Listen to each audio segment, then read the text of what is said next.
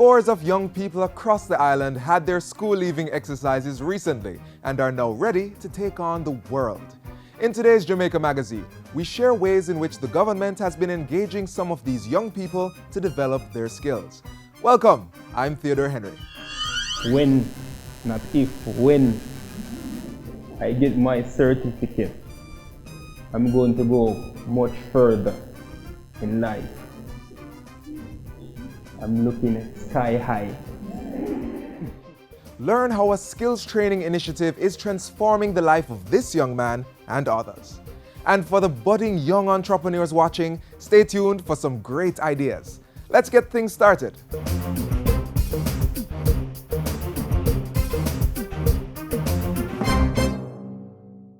The National Water Commission (NWC) is now on a drive to rapidly fix leaks affecting the water distribution systems across the island. 2 leak hotlines have been established. Report leaks by calling 733-5655 and 733-5656. You may also send a text to 838-LEAK, that is 838-5325. Remember that a little effort will make a big difference. Be a leak detective. Conserve on water today.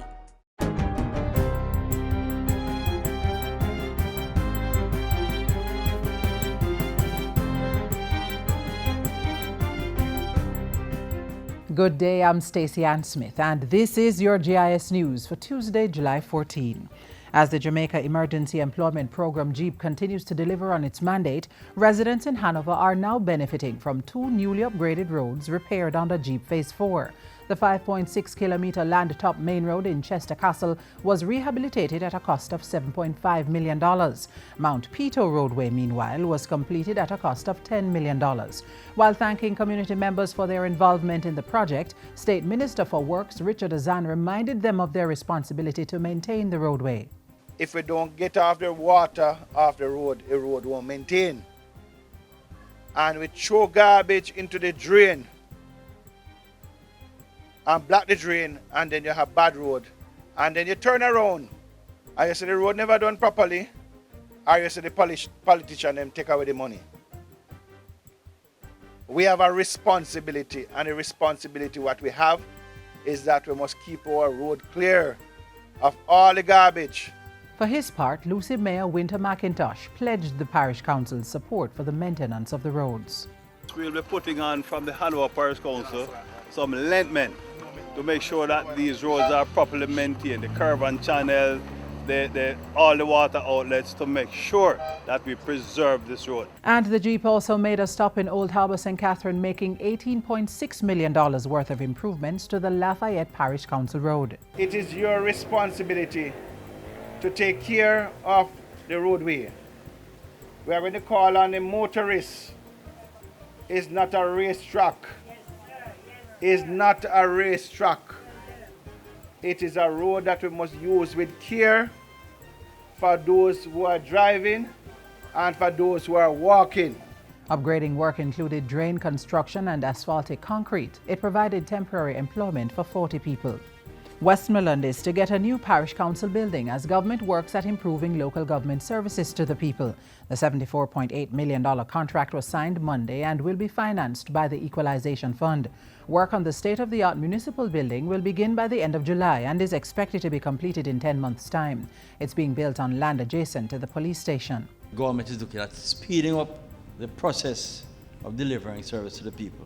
It's indeed a pleasure for me to have this signing of this contract at this time and to tell the people of Westmoreland that we have seen the need to pay attention to your parish.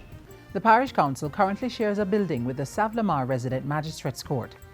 The Ministry of Agriculture is making good on its promise to help farmers in drought-affected areas by providing 300 tanks at a cost of $5 million. Portfolio Minister Derek Kelly recently handed over 30 tanks to farmers in St. Elizabeth. This is the first phase of the program.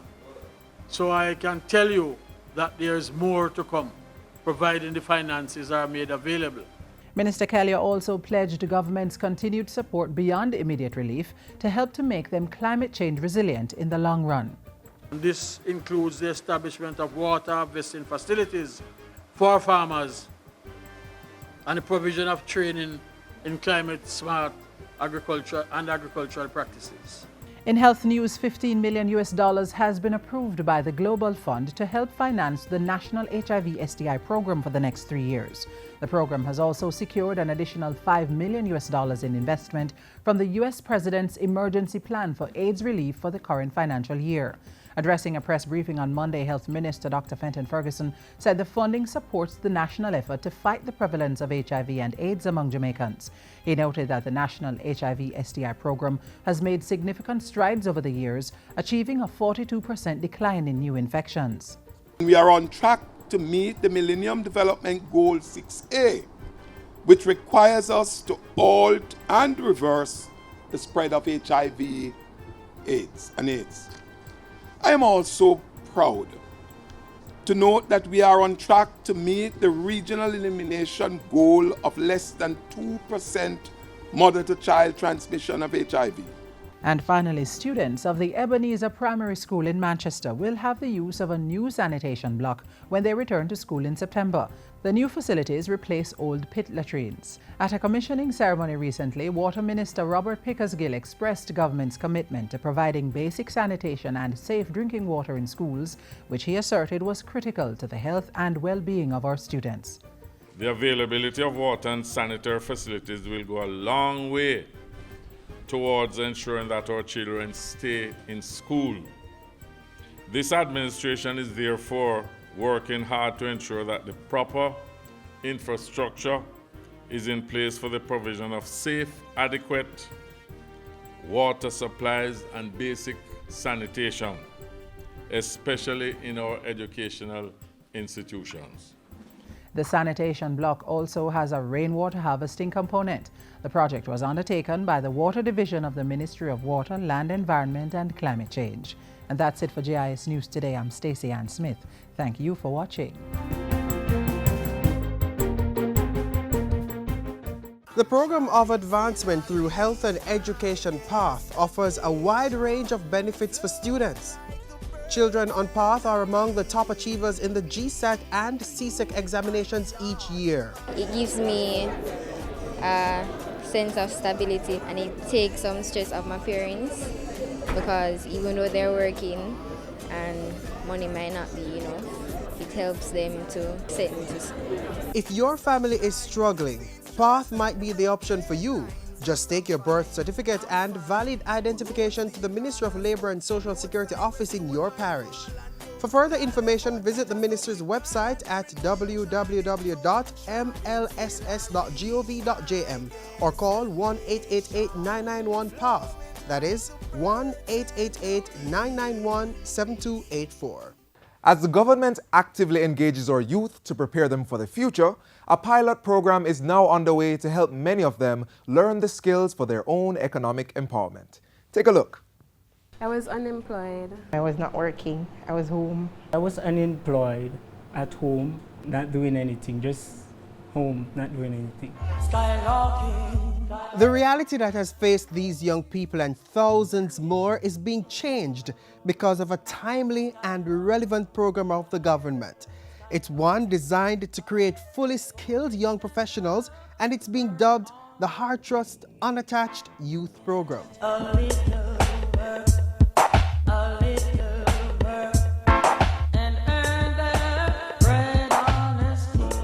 What is it that can give us greater happiness and fulfillment than to engage and to assist in those who for one reason are weaker in terms of their attainments to do better? When you look at the statistics, some persons are putting out there as much as 150,000 persons who are out there who are unattached, not meaningfully engaged in any other activities. And so we need to now look at how is it that we are going to treat with that particular group.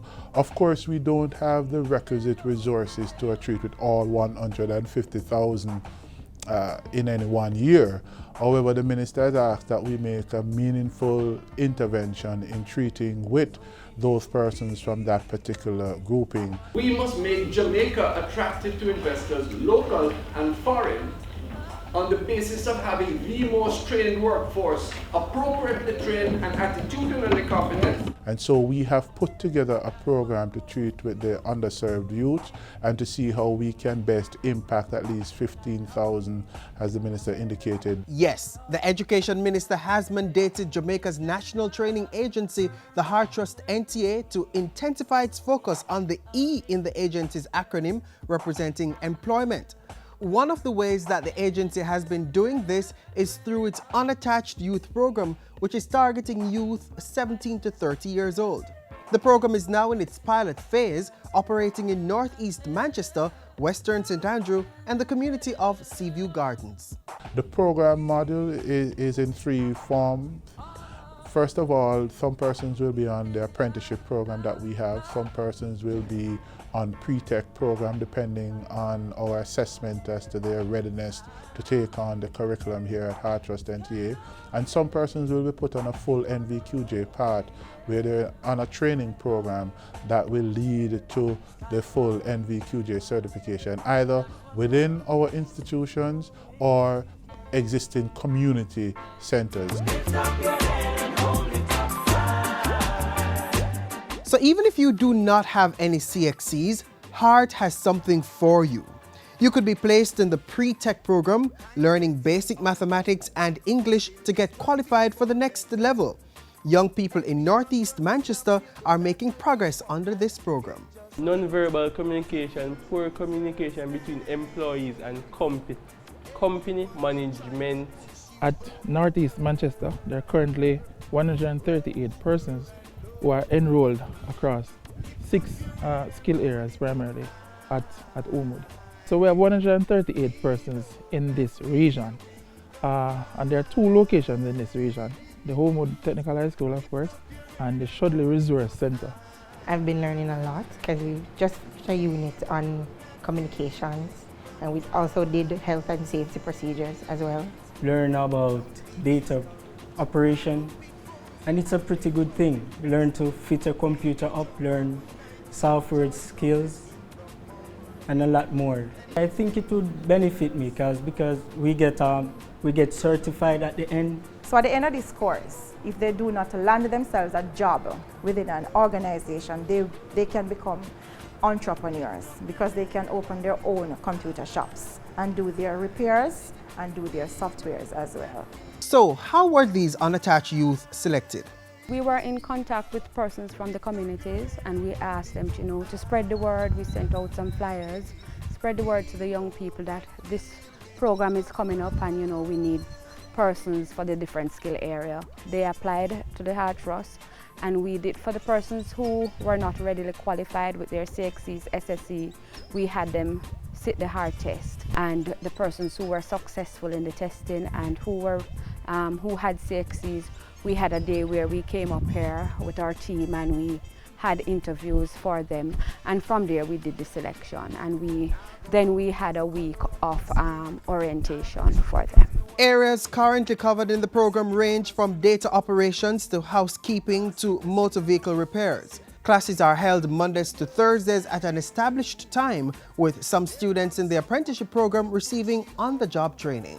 As a bonus, students receive a small stipend of $500 daily or $2,000 a week for the duration of their program just to attend classes. More important, at the end, you get internationally recognized certification from the Heart Trust NTA. At the end of the program, they will be well-rounded. So applying to the hotels or even guest houses or on cruise ships, they shouldn't have a problem because they'll be well-rounded to work in any of these areas. Your shoulders. Youth with disabilities are also included, as one of the action plans is to offer information and communication technology ICT training to them. What we're going to do as we roll the program out further is to make sure that persons with disability are not disenfranchised and that we begin to create an environment that will allow persons with disability to be meaningfully engaged. So for now, the pilot is only in 3 areas. But once that's completed, the program will be rolled out in all constituencies island-wide. Wherever you have the greater concentration of unattached or underserved, that's the area in which we would want to put our intervention. And we are hoping that at the end of the day, for all persons that we have engaged, we can place them in jobs. Or for the persons who are so inclined, that we can give them a startup kit to start their own business. It's going to benefit me because I will be receiving a level 2 certificate from Heart Trust. So that will help me in the process of getting a job in a data operations company. It has been good. I mean, I wasn't doing anything and now I'm doing something with the hopes of doing better in the future. So any form of upliftment from one stage to the other is always good. Ultimately, I'd like to get a job, then open my own business. When, not if, when I get my certificate, I'm going to go much further in life. I'm looking sky high. See, you got to work for the things life requires. Yes, you've got to work for the things you need.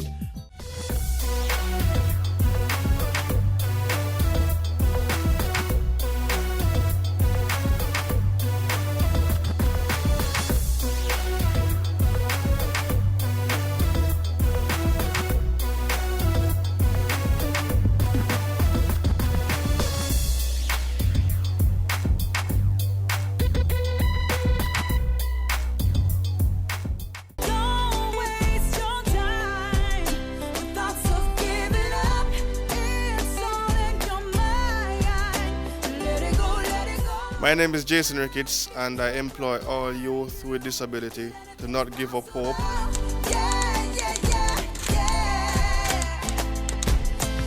Another day comes, another day goes. There is a space out there for you, you just need to work hard, and I'm sure that your training will help Jamaica move forward to meet Vision 2030 plan.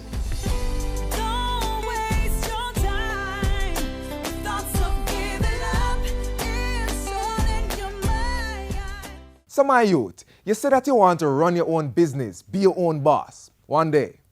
Why not today? At least take a step and start something. If you need help, government agencies such as the Jamaica Business Development Corporation can offer assistance. Keep watching to see some ways in which you can get started on that path to entrepreneurship.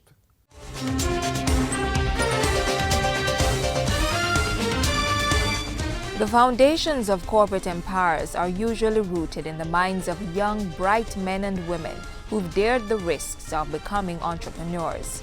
First, identifying opportunities that can create wealth, products and services that are in demand, and meeting those needs with unique innovation. Planning and establishing a business is no easy task, and operating successfully for any extended period is an even tougher job. But Jamaica's youth entrepreneurship policy and strategy gives young people with good business ideas a chance to operate more thriving long-term businesses and create their own income. Youth entrepreneurship is encouraged by both public and private organizations. It is also being fostered within schools and communities to instill the business bug early. And with more young persons owning businesses, they'd be helping to drive economic development and job creation, all of which can make a difference in the lives of other people. And that explains why support has been growing in areas of financing for startup and business experience.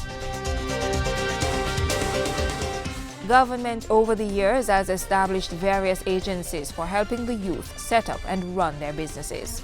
The National Center for Youth Development, NCYD, for example, continues to empower youth in entrepreneurship. Both attached and unattached young people are able to benefit from access to information through the establishment of youth information centers across the island and various programs that include training. Government has partnered with organizations such as Jamaica Youth Business Trust to provide venture capital funds for persons under the age of 30, collateral requirement being only a sound business plan and a willingness to accept a mentor from the private sector. There is also the Youth Entrepreneurship Program, YEP, giving school leavers at the secondary and tertiary levels with strong entrepreneurial spirits the benefit of training and access to financing. Youths also have access to various business support services provided by the Jamaica Business Development Corporation, the premier business support organization. From the conception of a business idea, young entrepreneurs can get help through the stages of developing the business, planning, financing, starting, marketing, and growing. Indeed, the window of opportunity is open for all youths to access business support at the highest professional levels.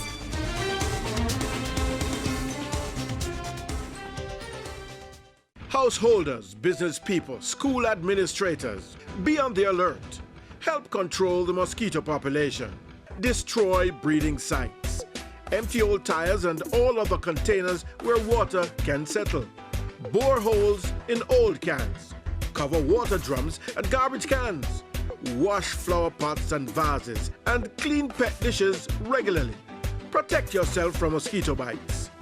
Cover your body as much as possible and use mosquito repellent containing DEET.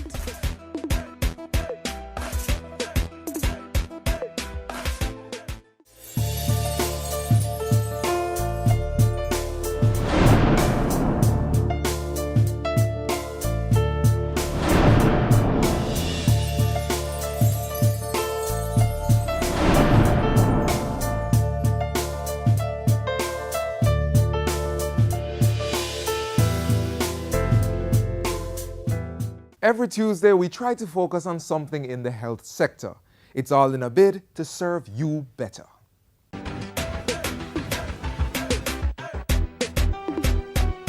In developing countries such as Jamaica, ill health is one of the most frequent causes of poverty. In turn, poverty is one of the greatest health risks. The importance of social health protection has therefore driven several international resolutions and campaigns for many decades.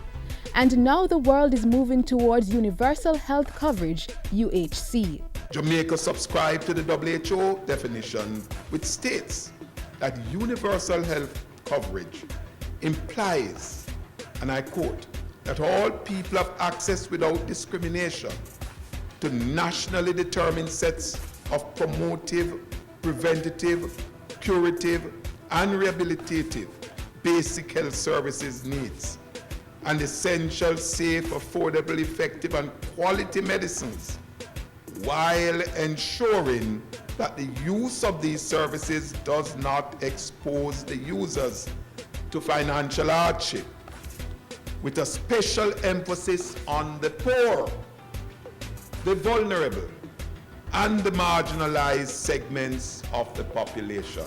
End of quote. Jamaica is taking steps towards this. But along the way, we have had challenges with the high cost of healthcare, which all around has affected things such as the level of resources in our hospitals and clinics, and also human development concerns from our doctors and nurses. And with guided support from the international community, we are pursuing key strategies to make universal health coverage a reality for Jamaicans. As part of the process, PAHO has developed a draft strategy for universal health coverage, coordinated by the Department of Health Systems and Services, with the participation of advisors and country focal points in ministries of health in the area of health systems. The findings, considerations, and ideas of the countries will be discussed and integrated into the final version by a working group that in fact includes Jamaica. So where is Jamaica at on this path to universal health coverage? According to the Human Development Index, in 2006, Jamaica ranked above the average life expectancy of developing countries, and as of 2014, our life expectancy is 75 years for females and 71.5 years for males. A number of tangible investments have contributed to these gains.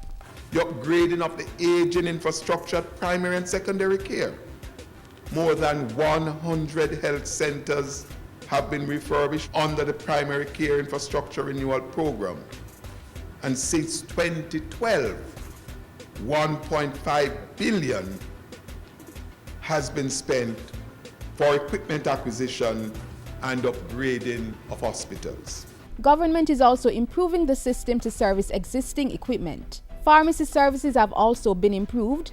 More so since the National Health Fund took over management of the public facilities, reducing waiting times by more than 75%. There has also been the introduction of the GOJ Health Card, which is improving efficiency in delivery service, the collection of health insurance from private insurance providers, and the dispensing of pharmaceuticals.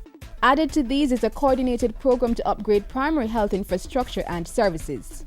The completion of phase 1 of all 4 centers of excellence, Claremont in St. Anne, Isaac Barrett in St. Thomas, Darlington in Westmoreland, Santa Cruz in St. Elizabeth, all have been officially open, and Jamaicans are enjoying the upgraded and improved services. Other plans are unfolding, including increased public-private sector partnerships, intersectoral collaboration among the various government ministries, legislation and regulation to guarantee the right to health, equity and solidarity, and the development of a robust regulatory framework, public education, and increased public expenditure on health. Jamaica, now on the path to achieving universal health coverage. The main health objective of Vision 2030, our National Development Plan, is for a healthy and stable population. The transformation of the health sector that is taking place right now is in line with our UHC goals. I want to make it clear that this process will not be completed overnight. It is a journey, not a destination. We therefore continue to build systems of excellence in the health sector that will see our population having access to quality and affordable health care at all levels.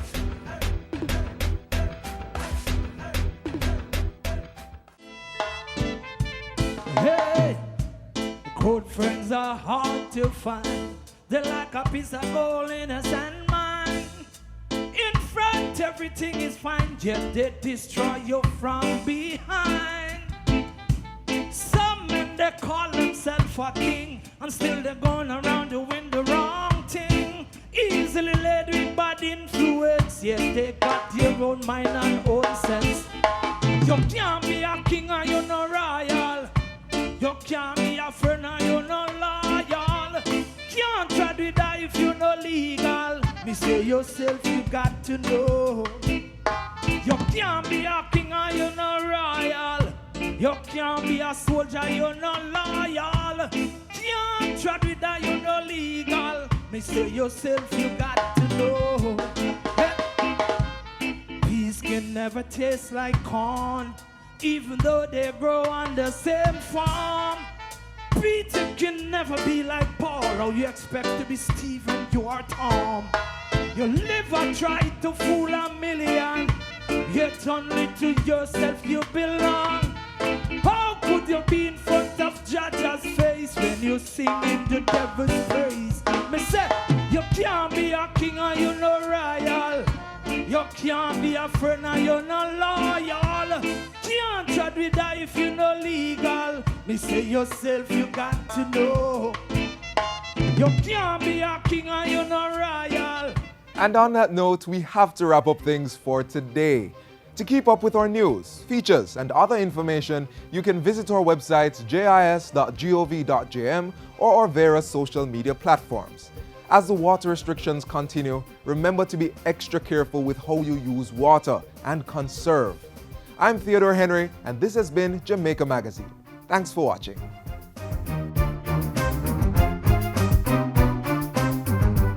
This has been a production of the Jamaica Information Service, the voice of Jamaica.